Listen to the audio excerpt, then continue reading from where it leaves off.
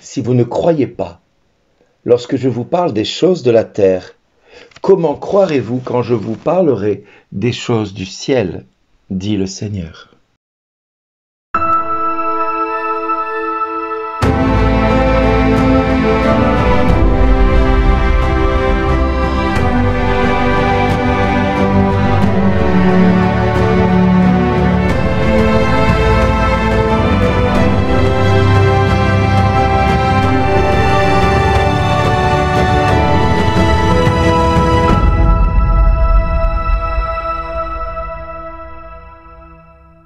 Aujourd'hui, le message vous est adressé par Bernard Dille.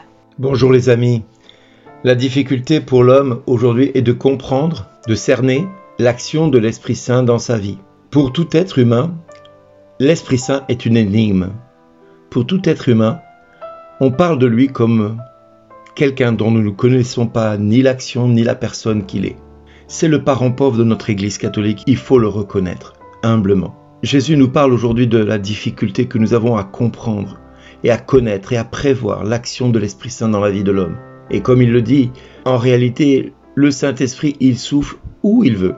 Et j'ai envie de dire, comme il veut, quand il veut, et surtout sur qui il veut, sans que l'homme ne soit forcément à l'initiative de cette rencontre.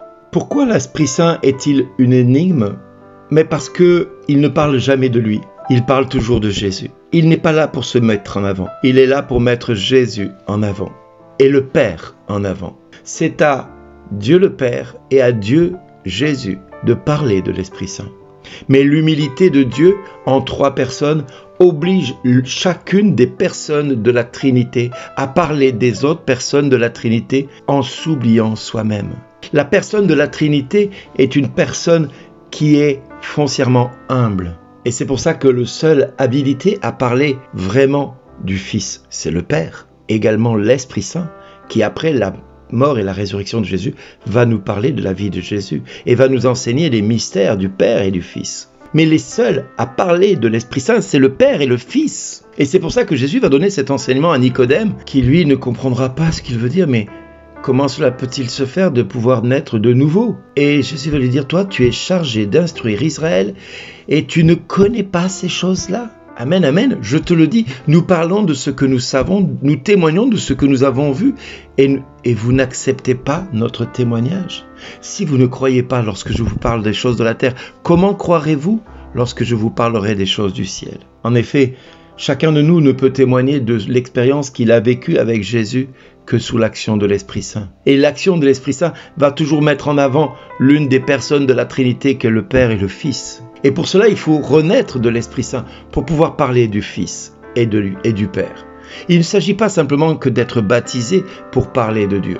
Non, ça c'est l'action religieuse vécue par l'homme pour l'homme. Mais ce qui va faire de l'homme un témoin, c'est l'action de l'Esprit Saint reçue lors de son baptême, si celui-ci accepte de se laisser mouvoir par l'Esprit Saint. Et c'est pour ça que l'on parle dans le renouveau charismatique d'un baptême dans le Saint-Esprit, parce qu'il arrive à un moment donné où le Saint-Esprit, ne se contentant pas de notre médiocrité et de notre torpeur, va susciter des témoins en allant les chercher lui-même et en les baptisant de la puissance de sa grâce, en leur disant maintenant c'est ton temps, c'est ton jour pour pouvoir commencer à témoigner. Et l'action de l'Esprit Saint là échappe complètement au contrôle de l'Église. C'est pour ça que nous ne pouvons pas prévoir l'action de l'Esprit Saint à aucun moment de l'histoire. Et c'est pour ça qu'il nous faut renaître de nouveau pour laisser l'Esprit Saint agir dans notre vie. Et il ne suffit pas de se traîner pour arriver au royaume du ciel, pour passer d'une vie nouvelle, régénérée par le baptême. Non, il faut arriver à une vie nouvelle,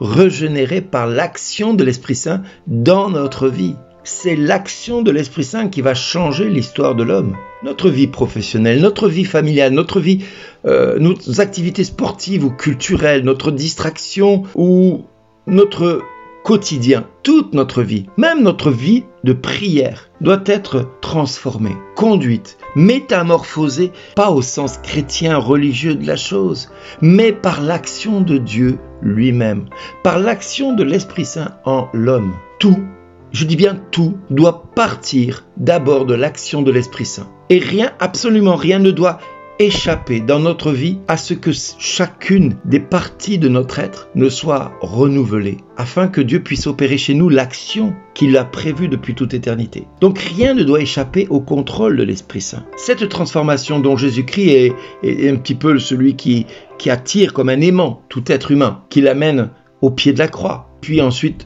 au ressuscité, ne peut être vécue et comprise par l'homme dans sa manière de croire ou d'espérer que sous l'action de l'Esprit Saint. Le principe des miracles, c'est le principe de l'action de l'Esprit Saint au nom de Jésus-Christ pour manifester la bonté et le pouvoir de Dieu sur notre corps, sur notre vie. Il y a toujours quelque part la volonté de son Père qui se manifeste en Jésus sous l'action de l'Esprit Saint. Il a versé pour chacun de nous jusqu'à la dernière goutte du sang Jésus. Mais ce sang n'a de sens que si l'Esprit Saint fait prendre conscience à l'homme de ce que Dieu a fait pour lui. En clair, nous passons de ce monde au royaume du ciel. Nous passons de la mort à la résurrection. Nous passons de notre vie d'orphelin à cette vie filiale de fils et de filles de Dieu. Nous passons de cette pauvreté à cette richesse d'avoir Dieu dans notre vie. Et nous passons de cette solitude à cette richesse d'avoir une nouvelle famille dans le Christ Jésus, qui est notre frère et qui nous enseigne le Père. En fin de compte, l'Esprit Saint